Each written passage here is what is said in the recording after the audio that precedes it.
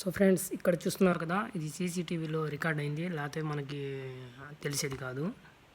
అది మన బండ్లైనా లేదా చెప్పులైనా ఏదైనా విలువైన వస్తువులు మన పిల్లలు ఆడుకుంటా బయట వేయడం లేదా మనం మర్చిపోవడం అట్లాంటివి జరుగుతూ ఉంటాయి. కాకపోతే ఈ మధ్యకాలంలో చాలా దొంగతనాలు అయితే మనం చూస్తున్నాం. సో ఇక్కడ చూడండి, చెప్పులు దొంగతనం చేశాడు ఫ్రెండ్స్.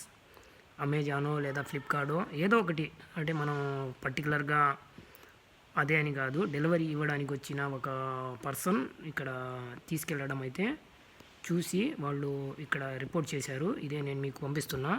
కాకపోతే ఇది చాలా చోట్ల ఇప్పుడు బండ్లు కూడా మనం మాయమైపోతున్నాయి పొద్దున్న చూడగానే. మొన్న మా ఫ్రెండ్ కొత్త బండి 4 వీలర్ 4 టైర్లు తీసుకున్నారంట.